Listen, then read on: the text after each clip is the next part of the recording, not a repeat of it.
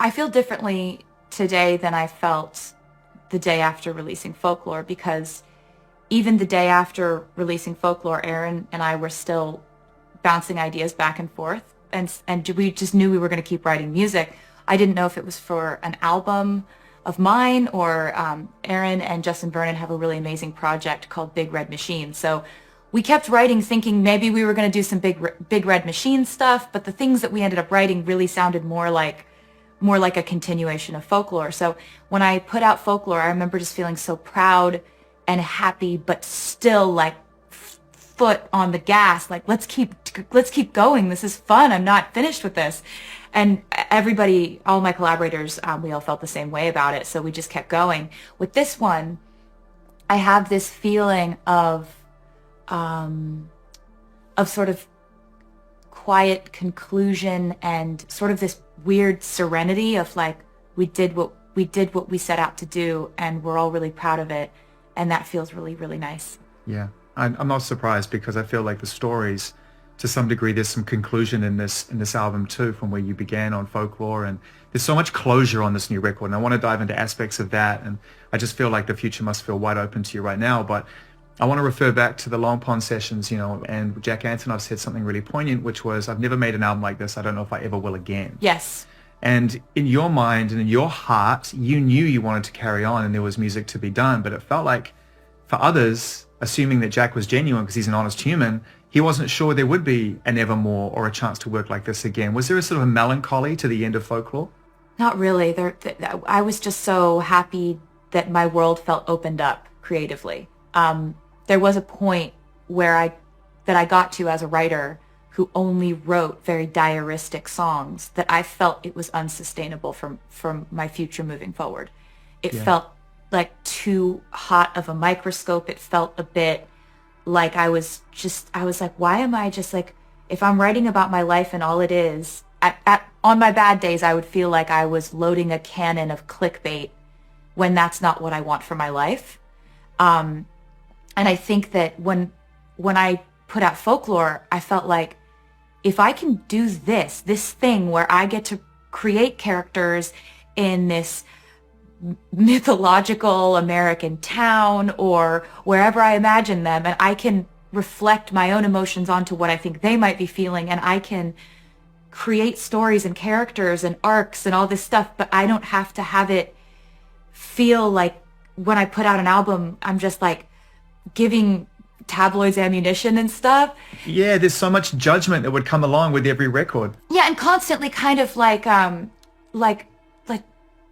examining yourself in a way that feels like I felt like there would be a point in my life where I could no longer really do that and still maintain a place of like good mental health and emotional health and all that. So what I felt after we put out Folklore was like, oh wow, people are into this too, this thing that feels really good for my life and feels really good for my creativity. It feels really good for them too. Oh my God. I saw a lane for my future that it was a real breakthrough moment of excitement and happiness. And I kind of referred to writing these songs as a flotation device because I love that. Obviously this year is hell on earth for everyone. And seeing what your fellow humans are going through, the Long Pond studio sessions was the first time that Jack, Aaron, and I were in the same room. And I still haven't been in the same room with Justin Vernon, who has now collaborated on 2 albums heavily, and we've talked, but we've just never been in the same space together. In an intimate and deeply emotional interview with Apple Music this week, Taylor Swift opened her heart like never before, sharing detailed plans about marrying her fiancé, NFL superstar Travis Kelce. The moment instantly set social media ablaze. Fighting back tears, the 36-year-old global icon spoke with a softness fans rarely see, not as a stadium-filling legend, but as a woman deeply, undeniably in love. Dressed in an elegant white gown inside Apple Music's minimalist studio, her blonde hair flowing naturally, Taylor appeared calm, sincere, and radiant. Gone were the flashing lights and roaring crowds. In their place stood vulnerability, certainty, and peace. "I've never felt this certain about anything in my life," she confessed, her voice trembling with emotion. "Travis isn't just the man I love. He's my best friend. He makes me feel safe. He makes me feel like myself. That single statement sent fans into an emotional spiral. For years, Swift has written about love, heartbreak, and longing, but certainty? That was something she had rarely claimed. This time was different. When it comes to wedding plans, Taylor revealed the couple wants something meaningful rather than extravagant, a celebration centered on family and their closest friends. She hinted at possible locations like Nashville, the city where her musical journey began, or somewhere connected to Travis' roots in Kansas City, home of the Kansas City Chiefs. Family, she admitted, is now at the heart of everything. Her mother, Andrea Swift, is said to be overjoyed at the thought of her daughter walking down the aisle. Meanwhile, Travis' brother, Jason Kelce, has reportedly been playfully teasing him about becoming the groom of the century. One of the most touching revelations came when Taylor spoke about balancing marriage with her extraordinary career. For years, she feared that family life might clash with her ambitions. But Travis changed that perspective. He made me believe that family isn't a barrier to dreams, she said emotionally.